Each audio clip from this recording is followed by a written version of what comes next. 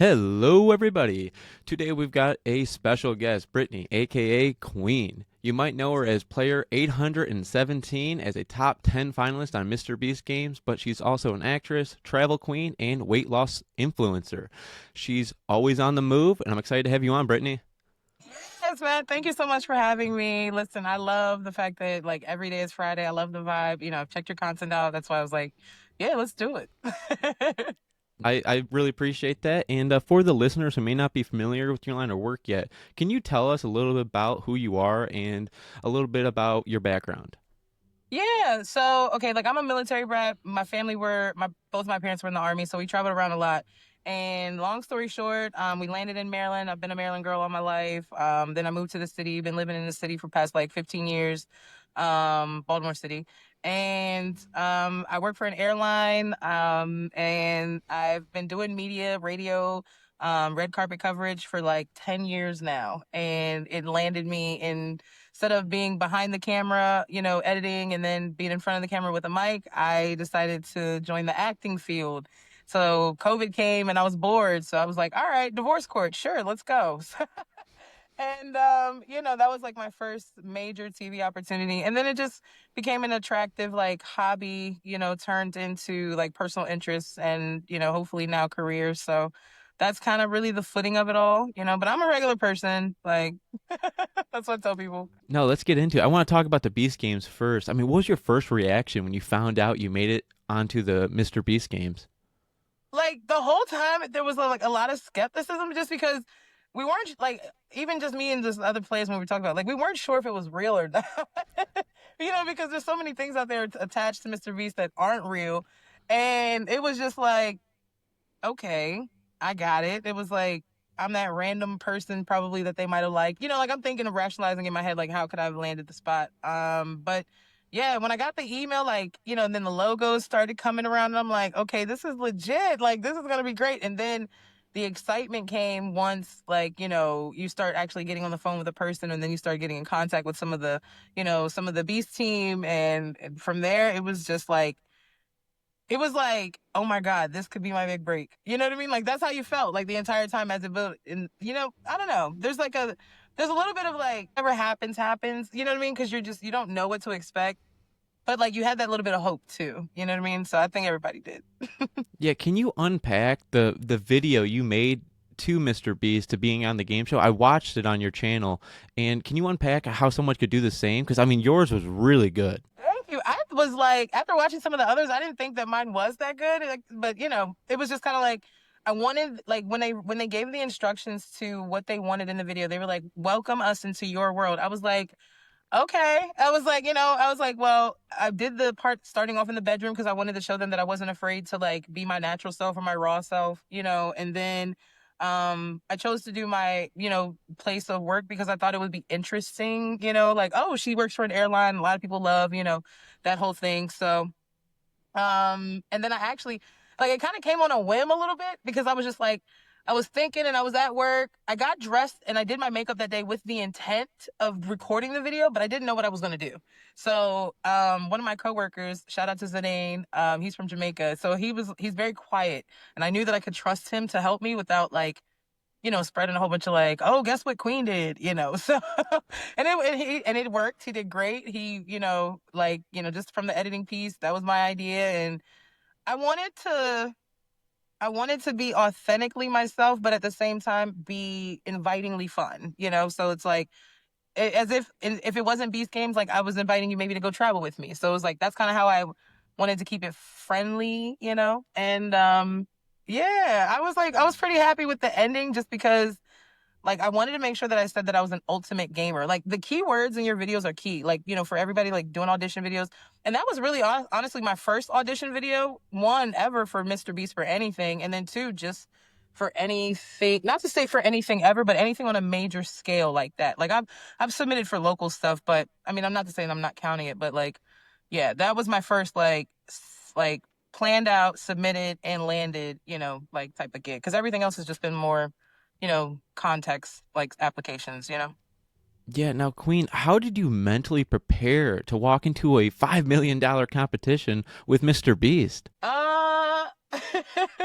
Well, you kind of think about life, you know? I think that's the fairest way to say, like, what do you think about, like, you're, after you've watched the videos, you're anticipating anything. So, like, my anxiety was high. I was very self-aware, you know? I wanted to make sure that I wasn't going to miss anything because I just thought contextually, like, okay, the emails came, the text messages came, like, so, there wasn't really giving me too much in that. So it was like once we got the confirmation numbers, once we were booked, when I was traveling, like, I was looking for people that had, the same requirements that we had to have to travel, and then it was like from day one, it was just, I don't know, I just feel like the military background from my parents like kind of kicked in, and it was just like survival mode, but in a Beast Games way. Like, and in a Beast Games way, it's strictly like, it's like when you play Uno and it's like you don't have friends in Uno, but you might tag team with somebody to get somebody else out. That's exactly how Beast Games is. And I was expecting that kind of mentality because, like, I love Uno, like, I love Mortal Kombat, like, I loved 2K, so, like, I'm just thinking of all the games plus all his videos.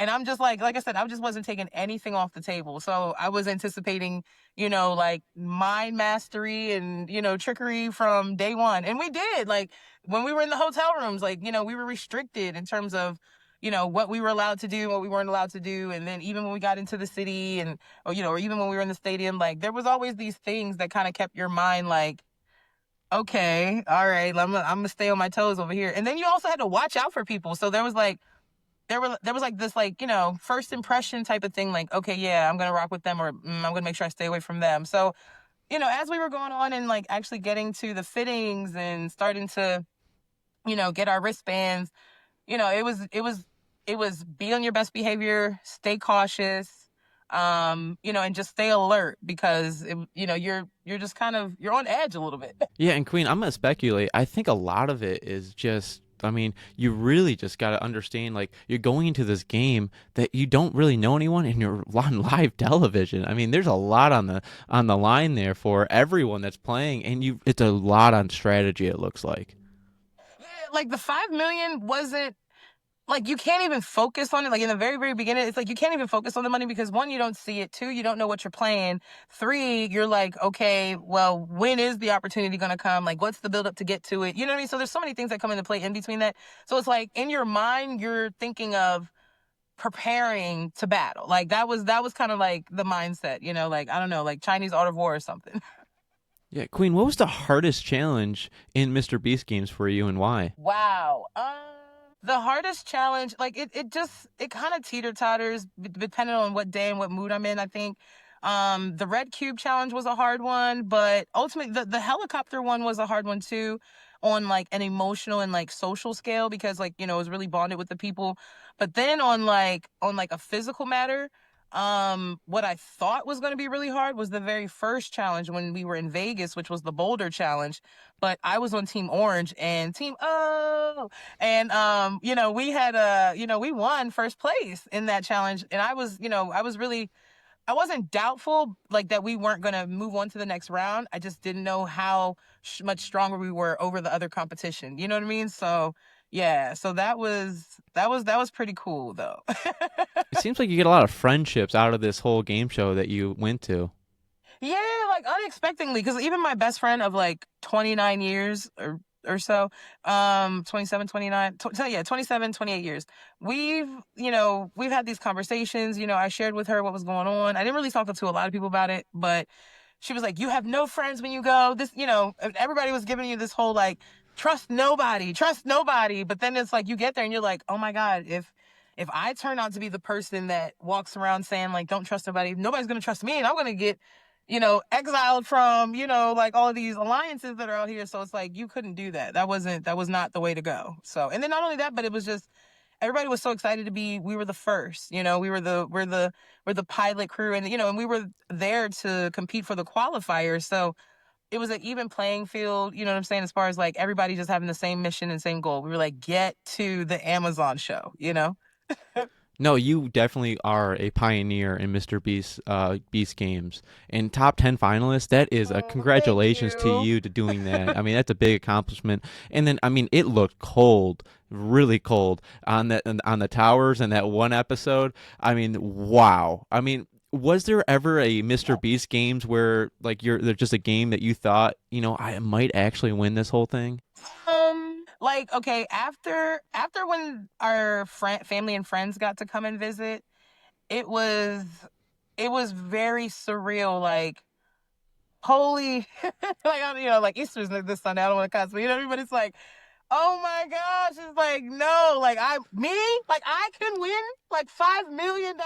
It was, it didn't hit almost the entire time playing, like, until really it was like when we got to Panama, it was like, okay, girl, like you're here to play, and these people are not, they're not, looking at you with smiles and hugs and kisses either, so like when I left to Panama, that was when it was the top 60. I had to reintroduce myself to those players because I hadn't had a bond with hardly any of them outside of just in those past maybe like 36 hours where I started playing a couple of games with some of them, like Cornelia, Akira, yeah, Piper, Kendra, Christian. It was a group of us that were kind of, like we didn't care about nothing. We were just playing to have some fun, separate from the game, get our minds off of the pressure, the stress, things like that. So, um, yeah, like I can honestly say if it wasn't for the friendships, I wouldn't have made top 10. Like that's period. I gotta ask you, did you have a strategy going into the Beast games, or did you have to change it up throughout the way? Oh, I mean, yeah, you don't like you have a base strategy, which is like I created one kind of once I figured out what I was liking. And so that base strategy for me was keep it simple, follow the rules, and to what was I always forget it sometimes because it's interchangeable. But there's just really the main base of like if you oh yeah, and it was keeping faith. Oh, hold on, I'm reconnecting here. Yeah, so it was like keep faith, keep it simple, and to make sure you follow the rules. Like follow Jimmy's rules. Like the half of the people got themselves eliminated because they didn't follow the rules. Like, so if there's anybody that's like, okay, what's the best strategy to have going into Beast games? Follow the rules. like please follow the rules because it's you'll just be kicking yourself, in the butt thinking like, why did I not do that or listen, all because of some simple technicality. And that's never, you know what I mean? Like, yeah, that's never a good way to go out. You're not going to feel good about it. You want to get out in a way where you feel like, okay, either I made that decision or I made that choice. So And Queen, what was Jimmy, Mr. Beast, like off camera? Jimmy is cool. Jimmy is so cool. Like, I mean, he's definitely nerdy. He's definitely about his business. He's funny. And like he's funny. Like, I don't know. To me, like I'm just the type of person where, like, okay, so we got when we were top 10, we got a chance to play in the actual like I guess you can call it like the cabin. So everybody was starting to, like move all of our stuff into one. So we were all starting to play around and stuff. It was pretty cool. So then what I ended up doing was I was like, Jimmy, I was like, you said we could have s'mores and you said we were going to have a fire pit. And I was like, and we're partnered with Amazon Prime. I was like, why can't we just get these things? I was like, hello, Long story short, Jimmy shows up with everything. I'm talking about Feastables, s'mores, graham crackers, the fire pit. They created a whole like outdoor lounge area for us. I wish they showed some of those things behind the scenes because it's like, it was just so fun. Like we're literally sitting there playing a game. Well, three of the other players were playing a game of Catan. I was standing there watching because like I love games. Like I'm legitimately a gamer. Like, and I will play any game once, just at least to try one time so I can be like, okay, I know how to play it. But Catan was fun. I got to ask Jimmy if I could keep one of the games because he brought so many and they were all fresh out of the box. And he was like, yeah, sure. So, I haven't opened it yet. I'm like, I don't know if I'm gonna open it yet. To be honest, it's a little I don't know. It's like a treasure at this point, But yeah, it was like just getting that personalization after like having weeks and weeks and weeks of just business. And it's like we had small moments in between filming where personalities came out and, as people got eliminated, off camera, sometimes people would do something really cool and Jimmy would say, something like, really, normal and like personable and he was walking through when we had off time, like when we weren't, filming it just to kind of like pick our brains, rattle us up a little bit, and also to get to know us too. So it was a full, like experience. We got to experience him professionally. We got to experience him personally. We got to meet, his girlfriend now, future wife and fiance, and it was a big family affair. Like you grow from being like a client to becoming like a part of the family. So it was cool. What is something fans of the Beast Games don't realize about, but it's really what it's really like to be on it, the game show? Well, two things.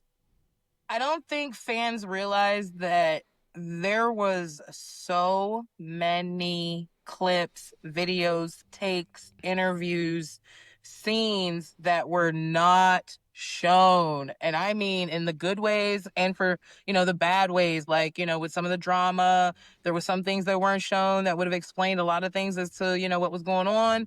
And then there was also like good things. It was like, we had a whole like Christian dance party. We were, oh my God, dancing our tails off. And it was incredible because the way that we bonded in that large number was really, really fun. We played music, it was everybody, all walks of life, all different types of interests, just having one set, and fun.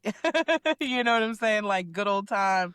It was just it was just the fact that like I don't think that the fans realized that like the challenges play such a small part of the show for the player because we had so much downtime, and that's really what made and broke the game is those alliances, the relationships, the conversations, the backstabbing, the plotting, the strategies, between different alliances and people. That was definitely something that you didn't see a lot in some of the comments, as I read on different podcasts and things and clips that I saw. Yeah.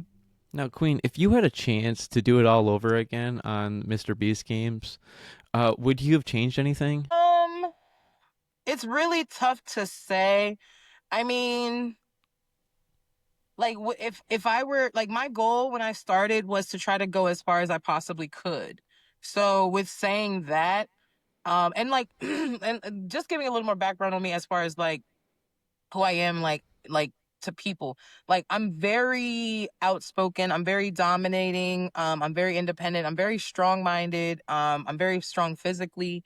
So I'm very intimidating. And I come off sometimes aggressive or I come off sometimes as very intellectual in a like powerful type of way. So with me knowing that I wasn't coming into these games like how I normally am in real life. I kept a very low profile considering my bubbly and outspoken personality. It was very hard for me to like stay contained and confined because, like I'm a natural, like high energy person, so that was kind of different. And then it was cool because, like Daphne, she kind of got crowned as being like one of the loudest players from one of the challenges. And I was just like, yes, it's working. I was like, nobody has dubbed me as the loudest. That's usually my thing. So even to, Courtney's top 10 video we did, and I was like, girl, I was like, you guys think I'm the funniest? I was like, I mean, I think I'm maybe the loudest player, but, that was all the cool high points, so. Yeah, I can definitely say, the fans have to understand that, you can't just come in and anticipate, the world accepting you. Like it's like real life, except just in a smaller experimental type of space, So I knew in the real world that people think I'm threatening, aggressive, dominant, all those things I just listed. So I wasn't coming in, in a way to the game to where I knew that would just the slightest little, rubbing someone the wrong way would affect me greatly. You got to keep that in mind. Like, you really got to play more defense than offense in Beast games. Yeah, there's a lot to the game, I'll tell you that much. And Queen, what was the most emotional part of the competition for you on Mr. Beast Games? Losing my friends in the elimination, and it's not just about them being eliminated, it's you standing alone, and it's like, that's something tough to deal with just in the real world, like going about your day, like once you're older. Like I'm almost 40, and that's another thing. Like a lot of people thought I was, I think some people with the natural way I looked on the show thought I was maybe in my lower 30s, but just like the players in itself with us being cut off from the internet, everybody thought I was in my 20s. And I'm like, baby, no, like I could be half of y'all mother. Like, some of the players were 19 and 20 and 21 years old. And I'm like, oh my God, oh, if only to be that age again. But, that was kind of the cool part about it all. It was like tricking people. Do you think you could have done the towers a little bit differently on Mr. Beast games? The final challenge. Yes. I mean, you played it so well. I'm gonna tell you the truth. You did a really good job on that, and I was like, I mean, I want to hear from you. I mean, do you think you could have played it a little bit differently and came out on top? Absolutely. Like, absolutely. So, like some context that wasn't shown. Tawana offered me money. I didn't want to take her money because I personally felt like her money the money that she was offering me, one, her 100,000, in my opinion, was her 100,000. So for her to offer me any of that money was, in my opinion, her guilt tripping. Um, I mean, just because we had a situation when we were in the Red Cubes where she felt like I was being shady to Jessica. Um, excuse me.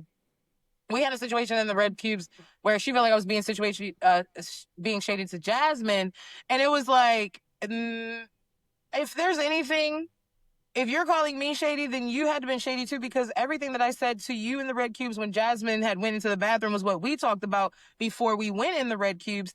And you were prophesizing and, claiming how badly, well, you weren't going home and you can't go home and all of that, even though you're talking to me directly, which automatically meant in my mind that you were saying like, you have to go, like you're going to be moving on, over me. And we were supposed to have been close. So it's like, and then again, and if you see in the Red Cube channel, it's like we played a fair game and we ended, with everybody being, honoring the game. Like, yeah, I thought of the game, but I didn't think of the game in a way where I was like, thinking I was going to have a heads up on anyone or trying to be malicious, nothing like that. Like there was no, conspiracy to,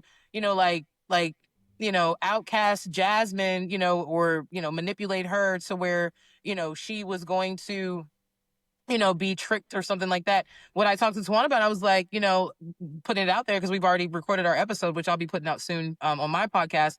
But, like I told Jasmine, I said, girl, I talked to her about what you told me that you shared. And when I gave that information out, and regurgitated it back because we had talked about it so many dang on times, I was like, I'm shocked and appalled to hear that she was taken back by it and had the audacity to say after the games that I was shady. But I just feel like it was really just a real big strategy piece on her because I feel like Tawana was starting to get people to like, I feel like Tawana had like a nice base, but I feel like because we were getting smaller numbers, she was starting to get that target on her back, but undercover. Like, like a lot of people are like, I'm nervous about playing against her because, I mean, look at her. She's a pro wrestler. She's, very fit. You know what I mean? She's very intellectual. You know what I mean? So she was a big threat. So it's like, that kind of upset me a little bit. So again, just to give context, no, when I played the towers, I didn't want any of her money. So yeah, I could have played different. I could have took some of her money. I could have bribed people before Yessie did it. And then I could have been in the seat with that Yessie was in. Like there's a lot of different types of things that can be speculated. Or just like when, JC, when me and him was on the phone, prior to the conversation with me asking him for 150, he was, talking to me and he was the one that was telling me how nobody was going to vote for me, and things like that. And I was like, well, I didn't hear any of that. So, where are you getting that info from? So that was different too, and that was something that I had to like go back and, touch bases with the individuals and see who was doing what. But for me, in my my mental state and in my physical state at the time, like you said, it was freezing cold. And I don't do well with with cold. So I was definitely like, man, I was like, whatever to get off this tower. Like as each round was going, I was just like, okay, whatever. Like, how do we get off? I hated it. Like my fingers were numb. They brought us food. The food was, at that, but by the time I got to the food, because I didn't eat it right away, it was cold. It was just a lot of different things because, you're like it's 10 people left. That somebody's going home. And like, considering I was picked 10th for the house, I just felt like I wasn't going to play in like a blocking way where I'm like preventing people to move on like JC did. I wasn't trying to play in a way where, I lied to everybody like Gage. I just wanted to play in a way that if I walked away from it, I was going to be okay, just me, myself. Like I was going to be fine with it because I know that if I would have took some of Tawana's money, then I would have felt like she would have had me for the rest of her life. And you're not going to have that type of power over me. And then, like Jeff had gave that split portion, which was really kind of him, just, attesting to the type of character that he has. And then the only thing that I guess I would have done differently if I would have played everything exactly how I did it was I wouldn't have voted for maybe Yessie or Courtney in one of those rounds. I would have maybe voted for someone else because even one thing that I didn't realize now with the Tower Challenge is that even the people that you were to choose that were outside of the majority vote was still a strategic vote, even beyond just not trying to get someone to get the majority. It was also a setup, for the next round, as well. And so that was something that I didn't put as much attention into. It's not that I wasn't, it's not that it wasn't on the radar. Yeah, I would say like high pressure moments bring out the truth in people. Yeah, for sure. Yeah, like the last round was the only round that I lied, and that was because I knew Courtney was lying to me too. so, so we like, we've talked about that, but that was like, and that's why I had to give credit to, 930 Patrick because me and him, as far as like masterminds in that genius brain, we put ours together and came up with a lot of things that allowed us to, put some things together and keep us in the game. So I was like, loyalty for me was over everything. The only thing that the only thing that I would have done differently is in the red cubes is I just would have maybe played a different, maybe like a memory game because I know that Tawana's not good with memory in hopes that she would have got out sooner.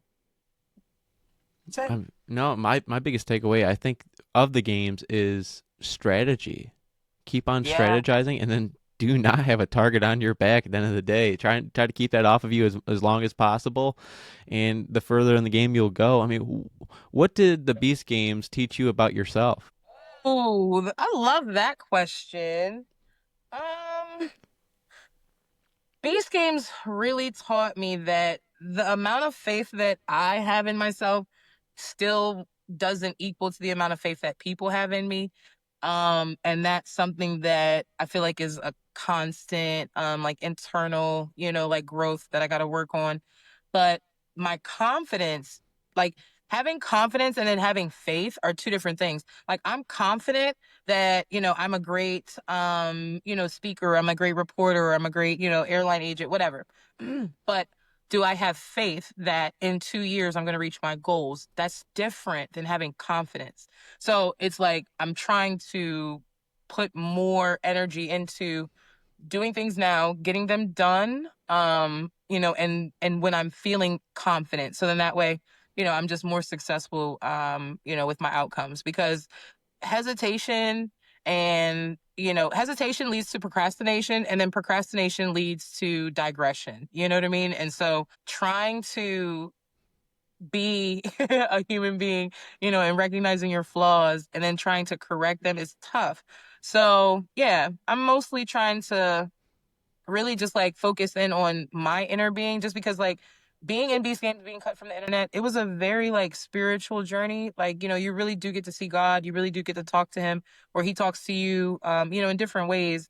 Like even the stars in Panama, like the sky, like like even in the best like CGI movie, the stars have never been that beautiful to me. You know what I mean? So I'm really just glad that Beast Games opened my eyes to my abilities. Yeah, in short. No, that's inspiring. I mean, you didn't just play the game. I mean, you owned it. Listen, I was trying to own that 5 million. That was the goal. Like I would have just loved to like get some of my family out of debt. Like my family has a crazy story, like I resonate with Mia with her wanting to get her house back. Me and my brother, we lived here in Maryland, moved with our parents, we left our house, sold it. We didn't lose it. Our parents sold the house, but that was because my parents were getting divorced. So it's like, but that's my brother's only house that he's ever lived in.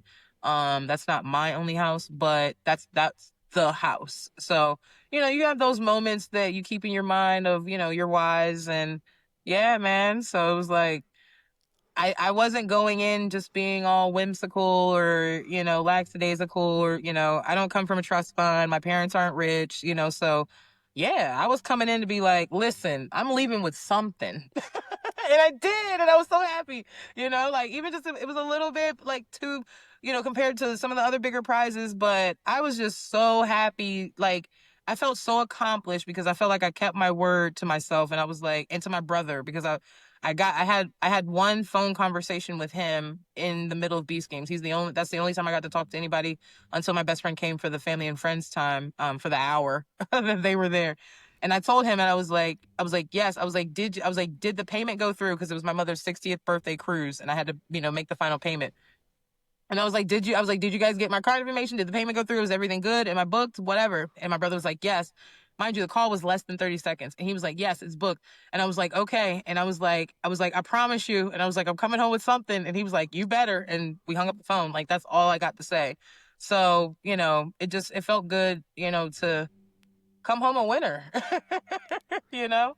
Yeah, bouncing off of that, I mean, do you think the most skilled person won the Beast Games, or is it more about luck and timing? I don't think the most skilled person won. But I do think that one of the best people in Beast Games won, I think that Jeff would have been afraid to be up against me in that final briefcase moment. Because Jeff was not able to read me like he was able to read Tawana. So I can say that. I can say that I think I would have gave him more of a competitive, attempt in that final round. Um, but I mean, on a physical factor, if it was a different type of challenge, he's not one to be slept on, at all. And he's great at math. He's great at numbers. You know what I mean? I mean, and just high pressure times, like for me, example, in the mental challenge when we had to take the IQ test, I'm I'm really good at math. I aced my statistics class. Like, but I have terrible test anxiety. Like I will literally know the right answer, circle the wrong one. Like I have bad test anxiety. I already knew I did bad. I was just hoping I didn't finish last because I was like, there is no way I'm going to be able to calm myself down. And then I was calming JC down, which was why I felt so betrayed.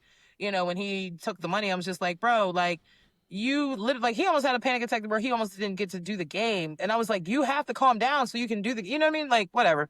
So yeah, it's cool to put yourself in different situations. You know what I mean? Like, Mm-hmm. but I'm gonna be honest. The reason why JC said when we were in the T-Mobile house, the Magenta house, the reason why he said, Queen, you've got the biggest target on your back. They've been trying to get you out for weeks. Is because I was definitely one of the most rounded players, like intellectual, physically strong, um, you know, definitely, smart, skilled, understood strategy, was, killing the social game because I was one of the first people that created, like a signature book, was just getting people's names, phone numbers, and their Instagram accounts so we could stay in touch.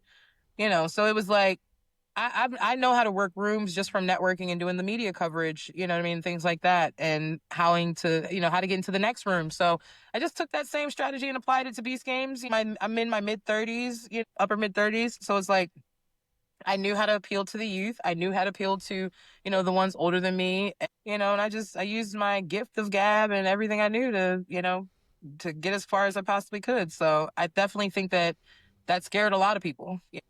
Yeah. I mean, even some of the top 10 have told me, they're like, yeah, they wouldn't have wanted to go up against me one on one. So there's that. I really like the name Queen. That name really fits you. And especially on the Beast Games when they were saying it, I really enjoyed it. Where did the title Queen come from? So actually, my godparents are in Alabama. They're Jehovah's Witnesses, but my godmother, she gave me my name when I was like 7, 8 years old. This is like way before Beyonce, way before Beyonce was anything to me. And, so it was Queen Bee, And so then it was like, I got older, college came. And then Queen Bee of the DMV just started floating because I was that girl that had friends everywhere. I had friends in DC, I had friends in Prince George's, I had friends from Baltimore, I had friends in Germantown, I had friends in Cumberland, I had friends in Waldorf, Fort Washington. Like I was traveling everywhere, Easton, Salisbury, like literally all over Northern Virginia, Richmond. My homegirl was in Virginia Beach. So so I just became Queen Bee of the DMV, like, because everybody started knowing me as like the only person that really was going around being called Queen. So then, like I said, I was going around, like, it started as a social thing, which led to the radio thing. And then that led to, once I started, this was maybe like 3 or 4 years, started doing red carpet coverage, media coverage, and hosting gigs. I became the queen of coverage because it was like everybody felt like after my interviews, there was nothing left to be done. And it was like, she covers everything. So it was like, it became this brand, and it was like, you're bigger than the DMV. So I was trying to figure out like what type of name could I use, because I started interviewing artists, outside of the, Maryland DMV area. And, I was starting to go all over the country. So yeah, so I was like, all right, I was like the queen of coverage because like I can hit anything and everything, and that's what stuck. And then people just like, it was like I named myself the queen of coverage, and then people were just like, Queen, like, hey, oh yeah, Queen, like Queen. I don't know, it just became a thing. No, I love that. That name really fits you. Just, I would like to know, as I know you're a weight loss influencer, but what inspired you to do your own transformation in that journey?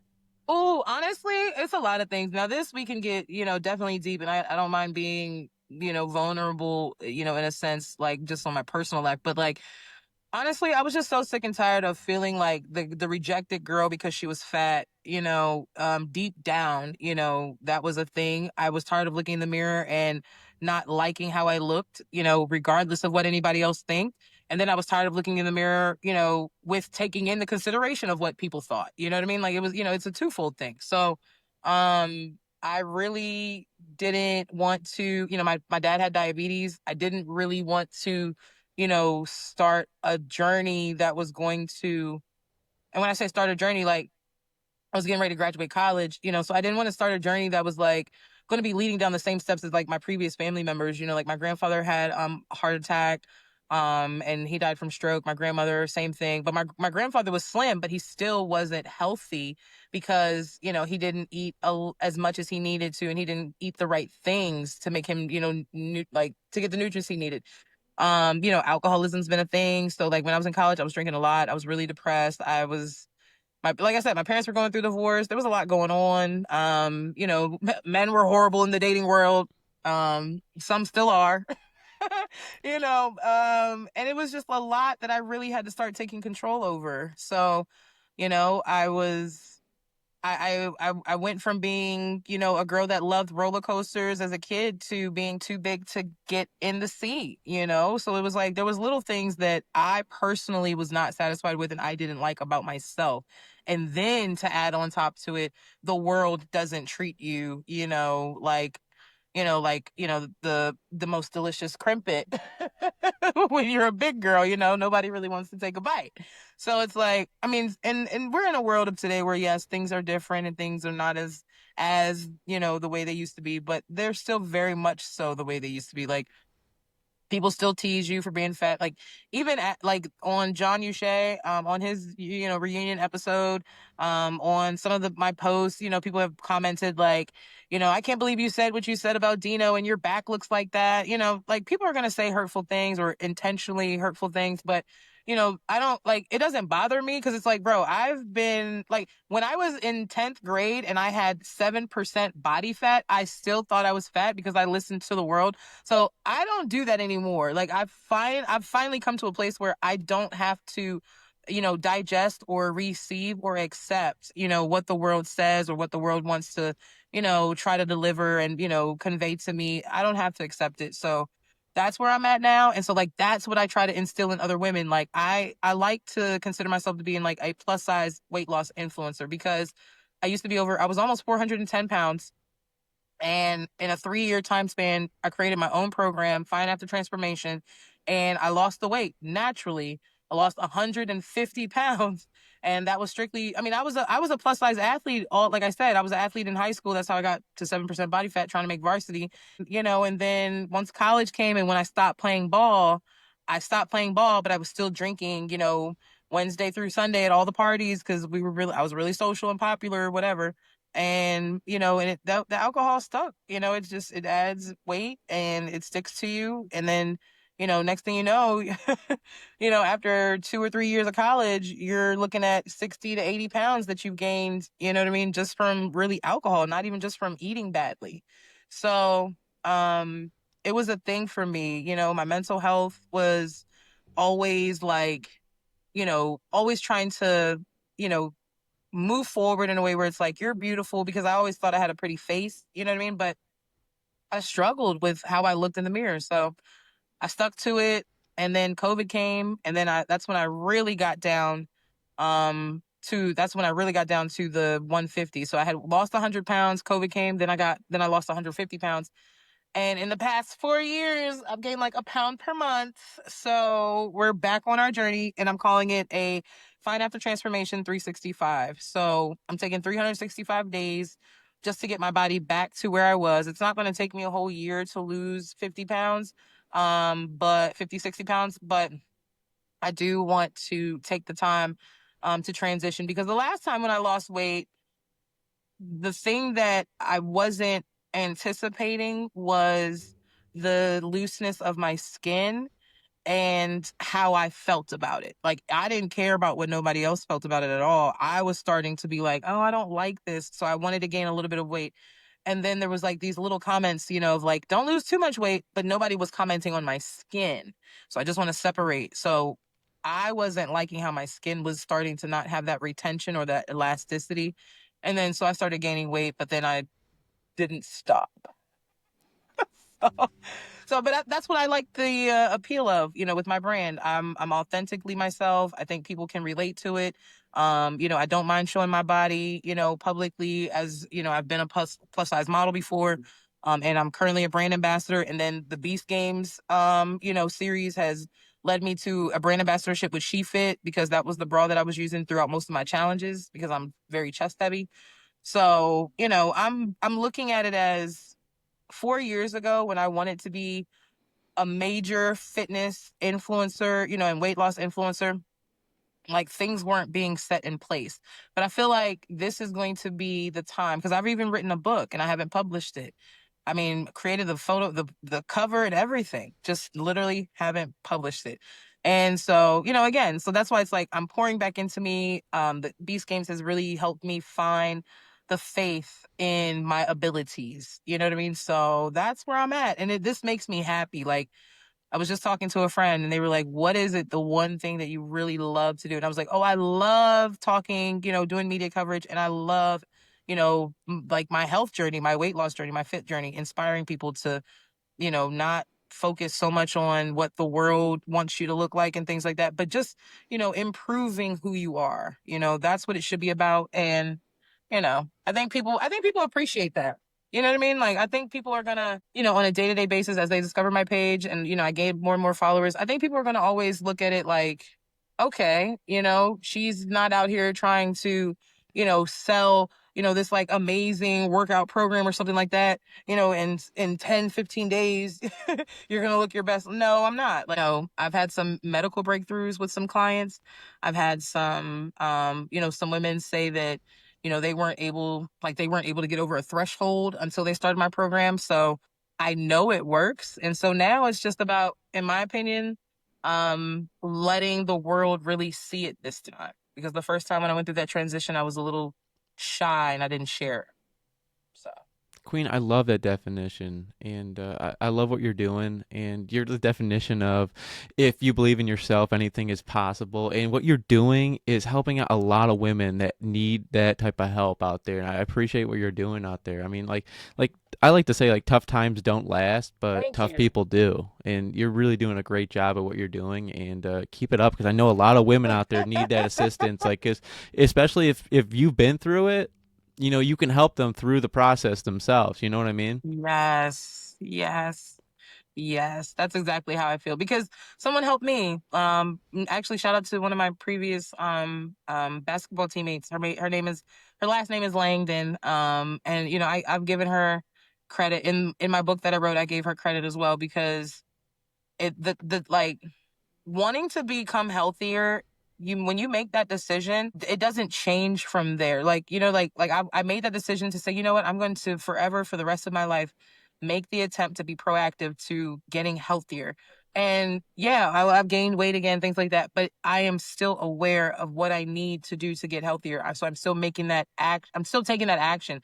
That's all that I'm talking about. It's not about, oh my God, staying perfect or never gaining weight or, you know, no, it's none of that. Like life changes, you know, you could get an injury, you could get pregnant, you can have a change in household, you know, change in income, you know, like I know things are going to happen. So I want for people to say, this transformation, which this one transformation is not your last, and it's not going to be your first, and it's not going to be your last. Like you're going to keep going. So, you know, that's one of my messages. And then I also have Fat Girls Run too, because I was out there running 3 and 4 miles, you know, with a fitness group, yeah, and you know, in all of my plus sizes, you know, and it's like, yeah, it doesn't matter. Like fitness is not like strictly just, you know, associated to one size or one type, you know what I mean? So, and I like to there's a lot of people out there that are saying the same message, so I'm just out here being a part of that team, you know.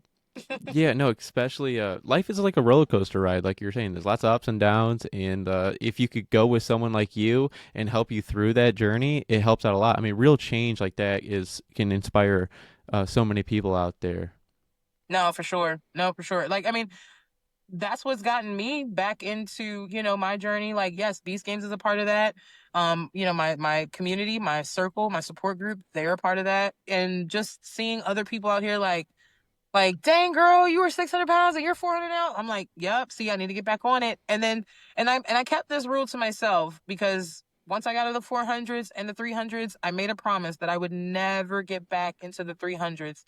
And so I didn't realize I was gaining 1 pound per month.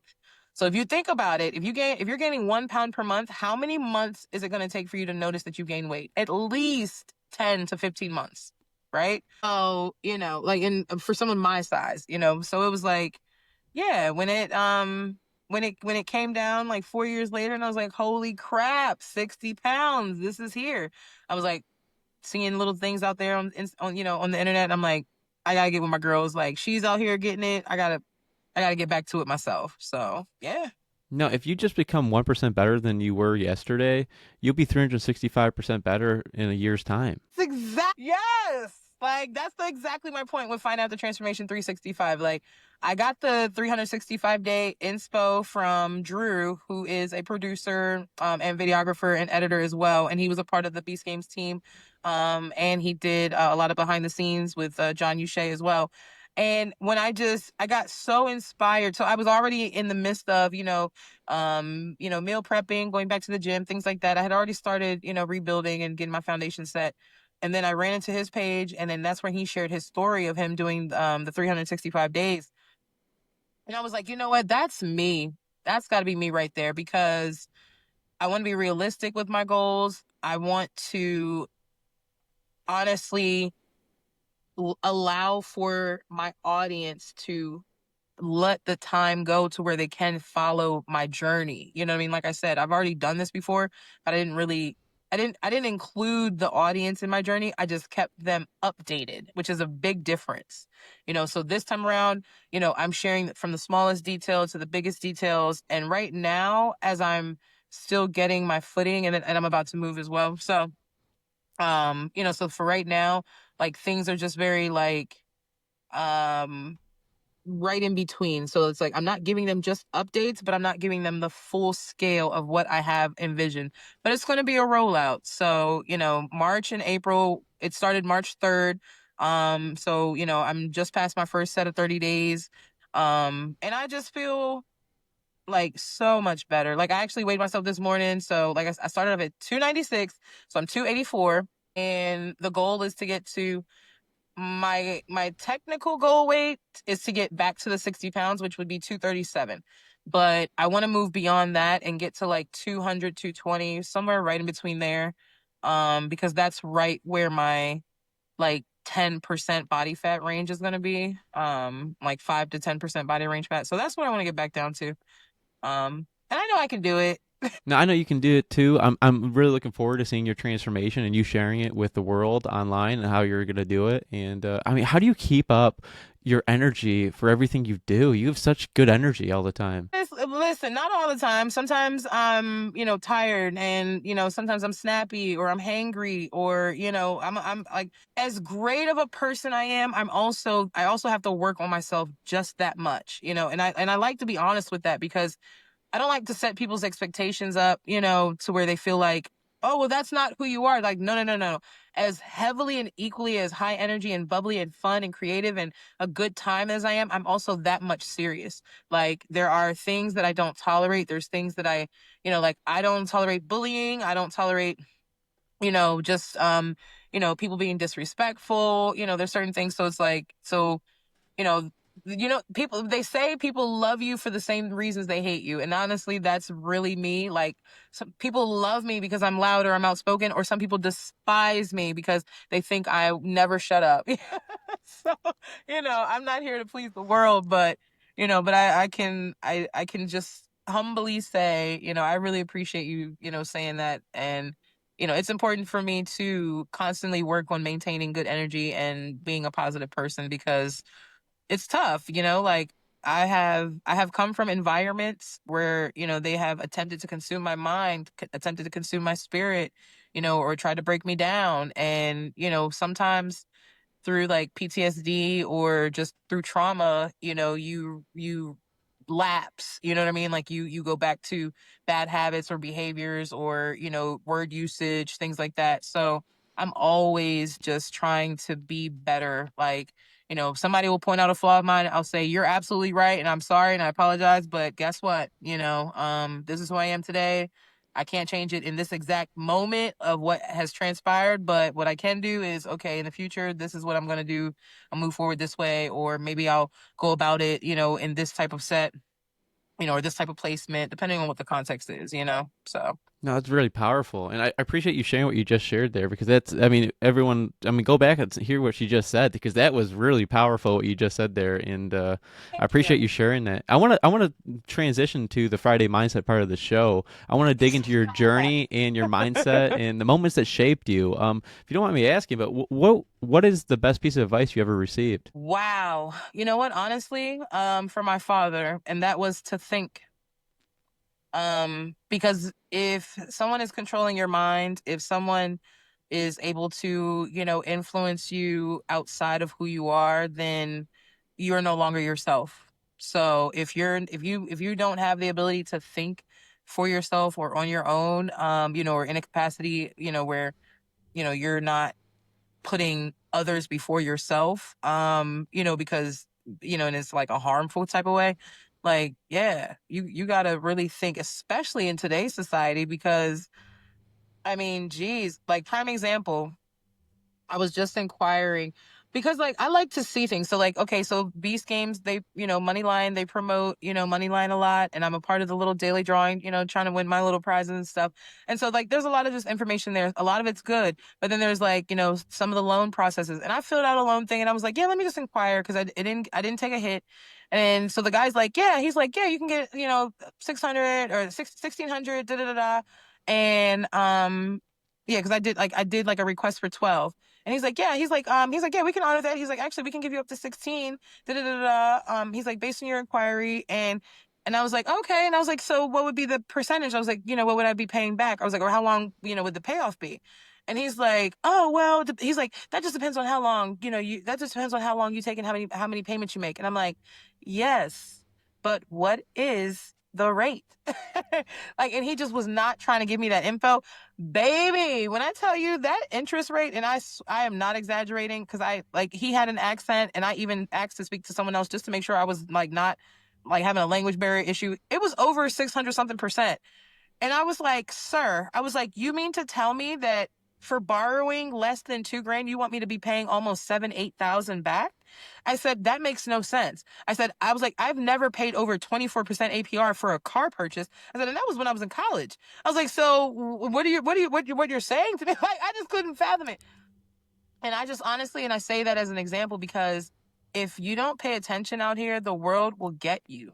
So, I just think that being able to have your own mind and to think, to make your own choices, it's one of the biggest blessings. And then from that, like, people are going to motivate you, give you inspiration, all types of stuff. And then you still have the ability to think, to make the choice, to choose. So that's, for me, that's just one of the biggest things because, had I had not chosen to, apply for Beast Games, I wouldn't even be speaking to you right now in this situation. You know what I mean? So it's like actions matter, seconds matter. I say that all the time. No, that's a great takeaway. It's practical and easy to apply. And bouncing Sure. off of that, I mean, what is one truth about life you wish more people understood? That's a nice, I like that one. One truth that I wish people understood is that what is deemed to be real is only based on perception. And what I mean by that is that there's a lot of things that I think are transpiring and are, there's a lot of like current events and things. And it's like, um if you don't take the time to look into it, it's not going to matter. It's not going to affect you. And your perspective is going to be, oh, well, I don't even care about what China and Trump are talking about because it doesn't really impact me. I'm broke, rich or poor. I'm just going to pay what I got to pay and I'm going to live my life. There's some people that are like that, right? Um, that's fine, but it doesn't do anything for the rest of the world. It doesn't do anything for anybody that you care about. It doesn't do anything, for the betterment of humanity or for society. I just think that if more people truly cared about the overall agenda, not just the personal agenda, I think that we would be progressionally in a better place, just as a community, as a society, as literally just as a species, because there's a lot of disconnectivity, and even conversations, of, abortion, tariffs, war, Bitcoin, systematic, racism, oppression, there's all types of subjects that are out there. And it's like, I really just wish people understood how connected they are to those things, even when they feel like they're, yeah. That's a great takeaway. And this question I have for you is because I know you can answer to the best of your ability because you're just so strong already. I mean, for anyone that's struggling with their confidence, what would you say to them? It's okay to be in that place. And it's okay to not know how to pull yourself out. Timing is everything. And preparing yourself is also everything. Nothing comes overnight. It literally, I always say this, nothing comes overnight except an idea. Once you have that idea, you got to put in the work. So if you have, so the idea, in order to build confidence, the idea would be, okay, I want to look better, or I want to sound, more, reassuring, whatever way of, confidence people, want to use. But it starts with practicing. Like, for example, my confidence with my brand, there's times when I have a lot of videos that I've recorded of myself and I've never posted them just because they're practice, like they're practice videos. And also, don't be afraid to have that vulnerable moment, maybe with someone that you trust or that's close, because they might share information with you that you never knew that can get you that, get that ball rolling, into getting you back on track to, getting your mindset to being more positive about who you are and what you can do. um you know there's always the, seeking higher power. And when I say seeking a higher power, like, I'm the type of person where, like, when I seek a higher power, like, my thing could come simply from, okay, the sun is extremely high today. The temperature is so much warmer today. God is trying to, take away some of the cold, so he's warming me up. He's trying to get me more activated. He wants me outside more. Maybe, maybe I need to go to the park. The sun to me is like an invitation to, connecting back to nature. So it's like, I use that little type of logic or like theology when it comes to like confidence in the same type of way where it's like, people invite us to things all the time, and our mind, our doubt, our self-doubt will take us away from it. So sometimes accepting the invitation in a light kind of way will just bring you back and connect you back, will reground you. So if that metaphor was, easy to follow, I hope you guys got it. But long story short, what I'm saying is like, if God gave us 20 days of rain and then he finally gives us the sun, and then you don't go outside and and see the fact that the water has now planted the trees, or what the water has now allowed the trees to grow their leaves, the flowers are now blooming, you sitting in a place of rebuilding where you haven't felt as confident could just be a sense or a time period for you to reflect on yourself. Like sometimes people put their confidence in things that they need to let go. And so that's why I'm saying, like, if something is inviting you, if it's fitting, then move. Don't be afraid to move. Like whether that's your feet, whether that's your fingers, whether that's a pen, whether that's a microphone, whether that's a game system, whether that's streaming, whatever it is, some sort of computer, whatever it is, a resource that you use, like start there, And I just always say, like, you're good at something. Everyone's good at something. Some people say I'm good at sleep. Well, if you're good at sleep, okay, then practice on being better at staying awake. you know, Work on your opposites. So that is one of the easiest ways to build a confidence. Like I tell people all the time, I'm terrible with bowling and tennis, but it doesn't mean that I still don't go play it or I still don't go do it, or golfing. Like I still go. And that builds my confidence because I have fun. You want to know why? Because it's like, I know I'm not good at this, but I know I'm great at these other things. And it really puts you, it allows you to put yourself in a place of, range. Like, I'm not that good on this, but I'm great at this. And it's okay to not be good at something. It's okay, Yeah. world. That's a great takeaway. And because, like, I mean, putting yourself in a situation you don't feel comfortable in, that makes you grow the most. Absolutely. Like, and putting yourself in a situation that you don't feel comfortable in, one or two outcomes it's gonna happen. Either you're gonna overcome it and you're gonna learn something new about yourself, or you're not gonna overcome it and you're gonna learn your limits. Because everybody has limits and boundaries, and then everybody has, a free range to explore. And once you've explored it to a certain extent, then you start learning, okay, wow, I'm not going to go outside of this. I was running on the treadmill today at 6 miles an hour, and I almost tripped. So I'm probably not going to try 8 tomorrow. Like, you know what I mean? Like there's just, maybe 6.5, so being realistic is a thing too, I think, with confidence, like realizing that even Beyonce has said that she gets nervous almost every performance.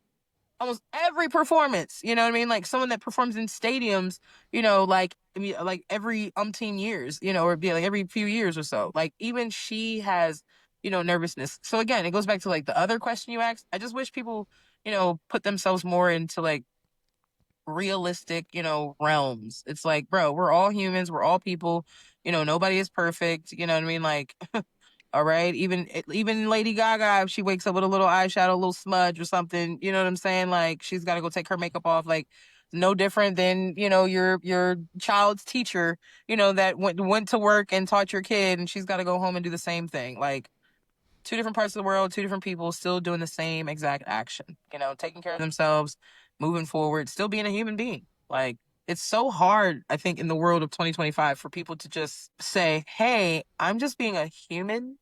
Like, this is what being a human is. Because, with AI and then with like, keeping up with the Joneses and all this stuff on social media, I think people are losing track of reality, Yeah. Seriously. And we're all human, like you're saying. We all put our pants on one leg at a time. And like you remind me of the quote of 20 years ago would be the best time to plant a tree, but like the second best time would be right now. No, seriously. No, seriously. Yeah. Like I remember when I remember when we were kids and they used to give us plants and they tell us to go home and plant them and and I don't think any of them ever lived. But that's a good point. Yeah, I like the fact that I am confidently comfortable in knowing that I am a human person. I sin and I bless people, no different than anyone else. You know what I mean? So, um, that's just kind of where I like to keep it. I'm and I mean, honestly, just like my whole growing up and who I am, I wasn't gifted I want to say the courtesy of being too cocky, anyway. So it's not in my nature. I don't like people that are cocky. They're usually not people I hang out with. Um, so, I just think that maintaining a sense of humility goes a long way, you know? No, that's so true, and it's so powerful in the same right. I mean, if people would just go out there and start planting those seeds today, and 20 years from now, they'll understand the growth they've made in those seeds. You know what I mean? Because like if you start planting everything today, I mean, you won't see it right away, but if you keep watering that plant over time, it's gonna grow. And Yes. and Queen, I Yeah. got a what kind of legacy are you going to leave? Well, that's a really good question because I am 37. I'm not married. I don't have children, but the impact that I've had on my immediate environment, my immediate community, and then like my external, community and um just with people that I've, never even had a chance to actually meet, but have like exchanged, words with. I want to say that I think my legacy is definitely going to be about speaking up for yourself, or not being afraid to speak up for yourself, regardless of what people may think of you or of what the subject is. You know, fear is something that keeps us from being our best selves as a whole, like literally like every single person in the world. So why let fear win? So I think that's going to be my legacy. Just why let fear win? Like go do what you want to do, go say, what you want to say. And I'm not talking about like, going out and just like profanity, like just being like weird. Like I'm talking about like, you know, structural things, you know what I mean? Like things of growth and things of, prosperity, betterment. So it's like I honestly feel that yeah, between just not having any fear and being a person that someone can talk to. I want to say that's definitely one of my biggest legacies. Like, I mean, from strangers, like just as you've seen, like the guy with the truck, like, he's just looking at me like, I guess he's seen me talking it, but he's seen me being animated and it's an aura or it's my energy. And so he's just like, hey, can you tell me which hat looks better on me? Random, so it's like, I want for people to talk to each other more. That's everything that I do it's about the people. It's about people helping people or people influencing each other. So, yeah. And the show is called Every Day is Friday, and Friday has a special energy, whether it's freedom, excitement, or just feeling accomplishment after a long week. I want to hear from you, Queen. What does Yeah. Friday mean to you? Friday is like celebration. Like Friday is honestly it's about completion. It's that like marker of hey, this is what we got done. You're not done, the whole journey, but today this is where you're at. This is what you did. This is how far you've gotten.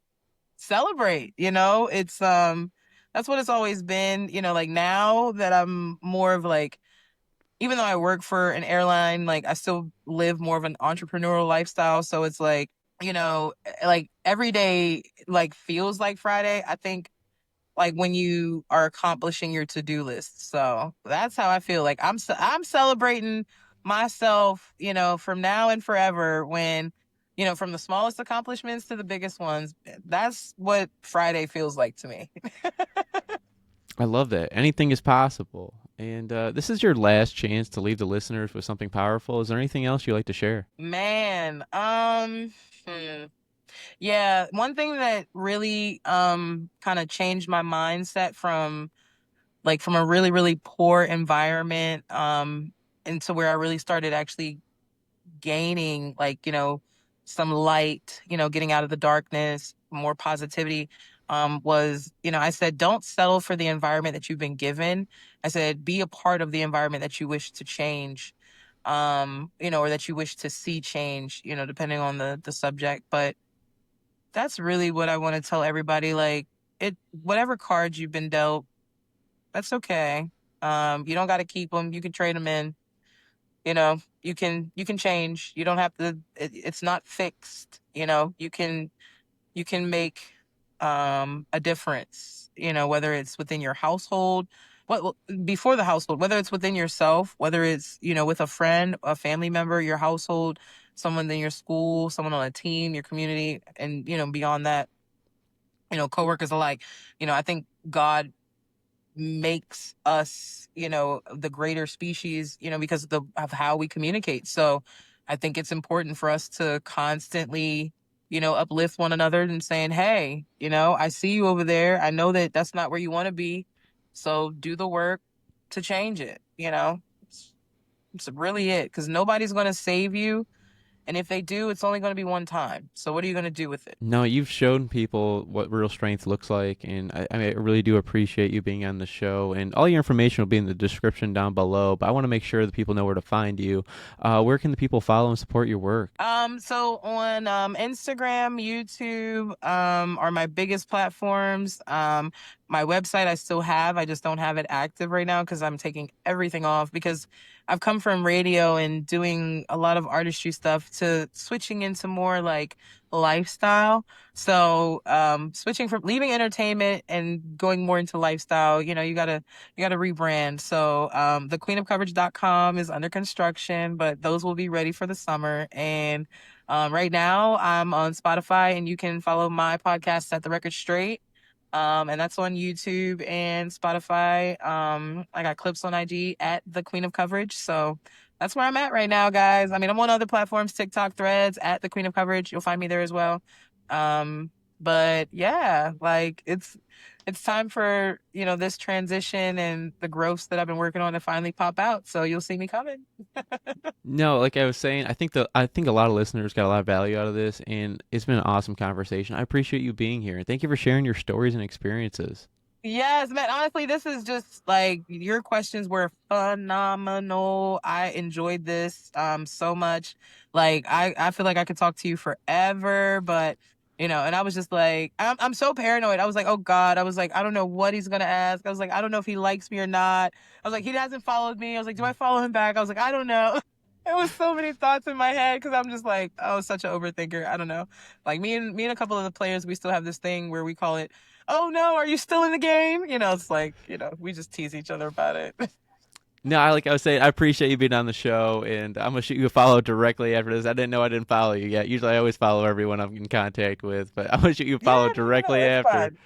Yeah, And but I was like, we'll be really able to like introduce ourselves and talk, and so it'll be like way more authentic. You know what I mean? As opposed to just like, okay, I'm following you because you said, hey, you want to do an interview. You know what I mean? So no, you're a great guest. I really do appreciate you saying that. And it's like a lot of people don't understand. Like a lot of these podcasts, like I just met you for the first time, like yeah, exactly. 1 hour ago. It's just like wow, we just had a great conversation. I do my homework before the podcast all the time. I appreciate you saying what you said, and Yeah, exactly. 'Cause that's why I was like, oh no, I was like, you're dope. I was like, so, but I'm just always leery because I just, I don't know, like being on TV, like at that scale, it just creates you to be cautious. Like I said, not fear, just cautious.